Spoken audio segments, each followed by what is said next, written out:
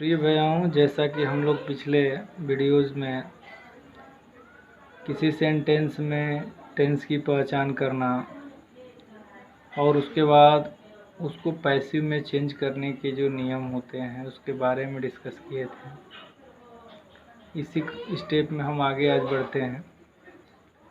आज हमारा हेडिंग है इंटरचेंज ऑफ वॉइस।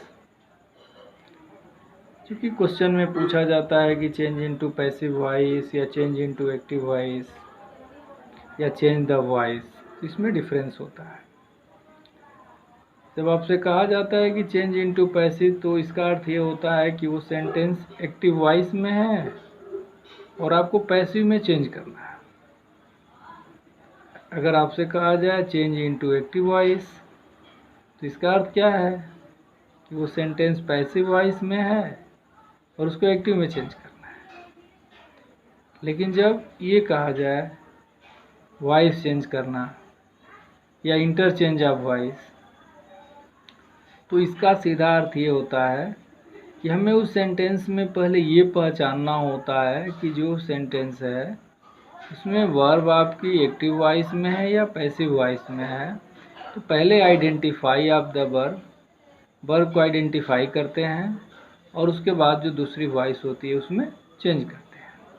इसी क्रम को हम आज यहाँ समझेंगे सेंटेंस में। जैसे देखिए, आपका पहला एक सेंटेंस है कि my work will satisfy you. अब पहले क्रम में जैसे विल के साथ वर्ब की फर्स्ट फॉर्म आई है,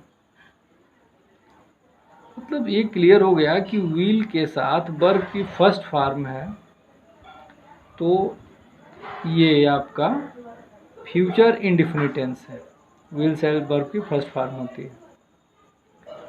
तो अब तुरंत आप केयर करेंगे कि जब फ्यूचर इंडेफिनिट में जब हम उसको पैसिव में बदलते हैं, तो हमने रूल में लिखा है कि will be, shall be plus verb की थर्ड फॉर्म। ये इसका पैसिव हो गया। बाकी जनरल रूल आपको पता है कि ऑब्जेक्ट जो होता है वो सब्जेक्ट बन जाता है, सब्जेक्ट जो होता है वो ऑब्जेक्ट बन जाता है, प्रीपोजिशन होता है। क्योंकि मैंने आपको बताया था कि हर वर्ब के साथ बाई का प्रयोग नहीं होता है। जैसे अब ये सेटिस्फाइड है तो सेटिस्फाइड विथ का प्रयोग हुआ है। तो will be satisfied, will be plus verb की थर्ड फॉर्म, ये भी आपकी कौन सी टेंस है? तो फ्यूचर इंडेफिनिट इन पैसिव। और ये भी कौन सा है? फ्यूचर इंडेफिनिट लेकिन एक्टिव में। तो जब इंटरचेंज हम करते हैं तो एक्टिव टू पैसिव या उसी को पैसिव टू एक्टिव करते हैं। ये अब ध्यान देंगे।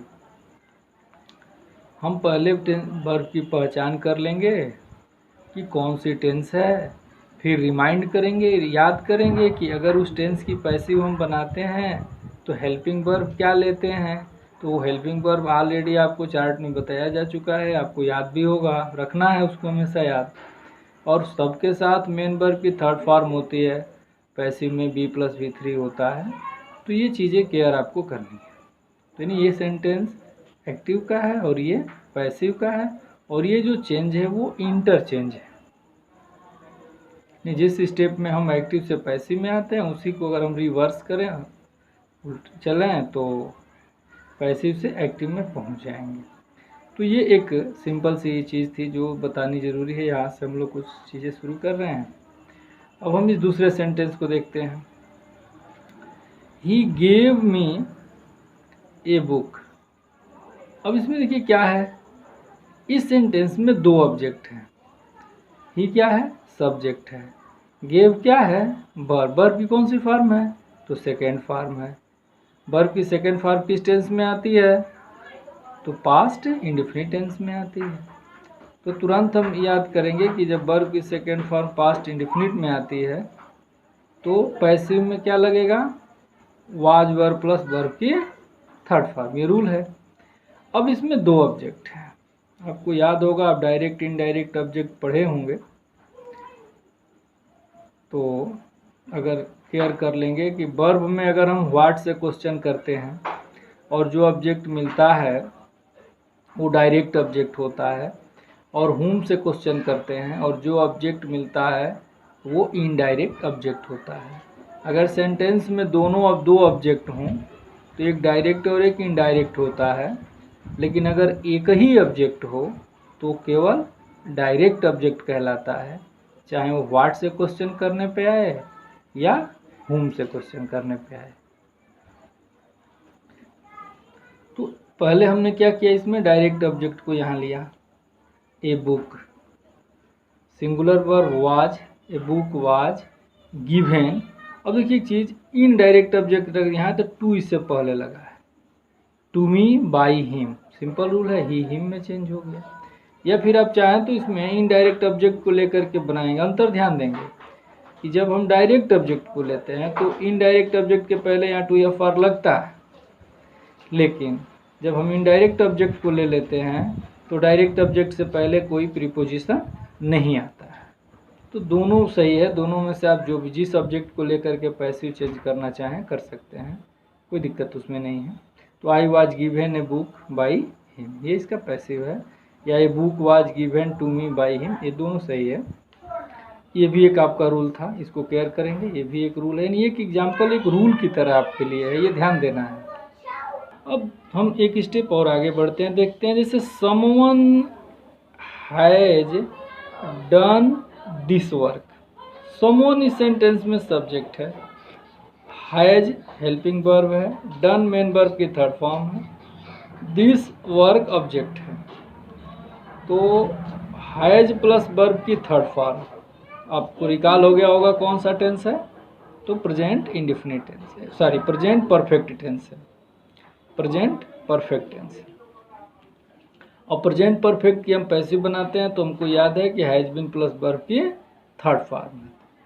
अब इस दोनों में आप केयर करिए, ये जो ऑब्जेक्ट है दिस वर्क यहाँ सब्जेक्ट बना है, फिर हेल्पिंग वर्ब हैज है, बीन है, इसमें बाई का प्रयोग नहीं हुआ है, यानी बाई समवन नहीं लिखा गया। अब ये समवन को यहाँ बाई करके नहीं लिखा गया, तो ये एक रूल के लिए यूज होता है कि अगर सेंटेंस का सब्जेक्ट कोई इनडेफिनिट प्रोनाउन हो या ऐसा वर्ड जो सब्जेक्ट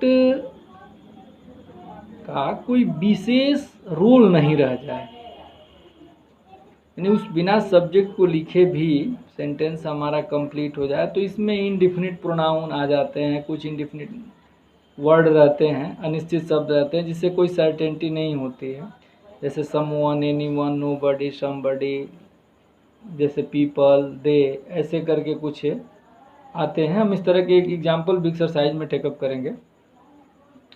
तो इसमें अब यहाँ बाई लिखने की कोई ज़रूरत नहीं होती है, तो ये याद करेंगे रूल, यदि सेंटेंस में कोई सब्जेक्ट इनडेफिनिट है तो बाई करके हम उसको नहीं लिखते हैं, केवल सब्जेक्ट लिखते हैं, फिर पैसिव में केवल सब्जेक्ट लिखते हैं, है वर्ब की हेल्पिंग वर्ब, मेन वर्ब की थर्ड फॉर्म करके ही उसको लिख देते हैं। तो ये आपका एक रूल हो गया। अब इस सेंटेंस को नोटिस करिए, डू इट, ये क्या है कि इम्परेटिव सेंटेंस, ये क्या है इम्परेटिव सेंटेंस। अब थोड़ा सा इम्परेटिव सेंटेंस आपको टाइप ऑफ सेंटेंस याद होगा कि असर्टिव में आपके अफर्मेटिव नेगेटिव होते हैं, इंट्रोगेटिव है, एक्सक्लेमेटरी है, ऑप्टेटिव है, इम्परेटिव है। तो इनके सेंटेंस में इम्परेटिव में एक बेसिक डिफरेंस होता है, जैसे इम्परेटिव में सब्जेक्ट शुरू में नहीं लिखा जाता है, वो वर्ब ही रहती है, यानी सब हम कह सकते हैं कि इम्परेटिव में जो सब्जेक्ट यू होता है लेकिन लिखा नहीं जाता है। अब इसका रीज़न ये भी है कि अगर हम उसको लिख देते हैं तो असर्टिव हो जाता है।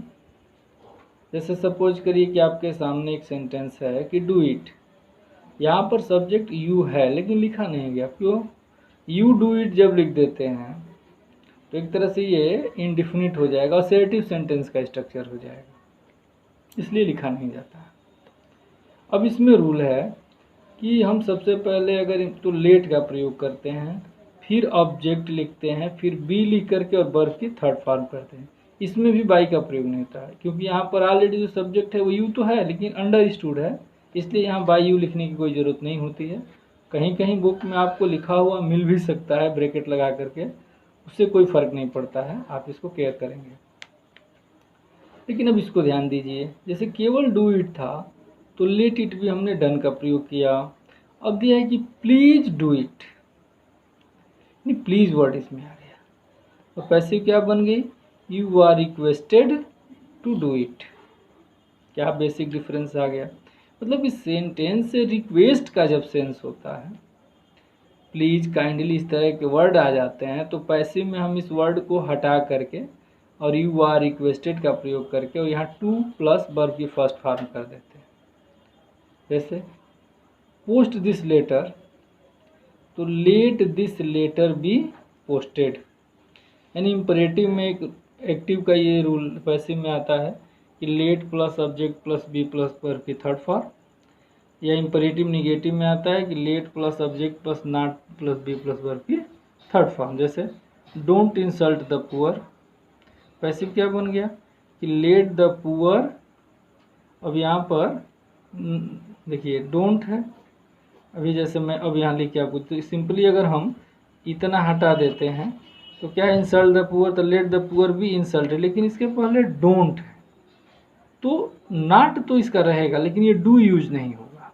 जैसे लेट द पुअर, अब नॉट अब हम यहाँ लिखेंगे, आप समझिए, जैसे इस नॉट को हम बी के साथ लिखते हैं, let the poor not be insulted, मतलब कि पुअर जो वर्ड है बी के ठीक साथ में यहाँ नॉट का प्रयोग आप करेंगे, ये ध्यान रखेंगे, कभी बी के बाद इसको नहीं लिखना है, और डू हट जाएगा, इसकी कोई ज़रूरत नहीं पड़ेगी। तो ये इम्परेटिव से संबंधित रूल है। अब इसको थारोली आप टेकअप केयर करेंगे, फिर अगली वीडियो में हम इससे और आगे बढ़ेंगे। ओके।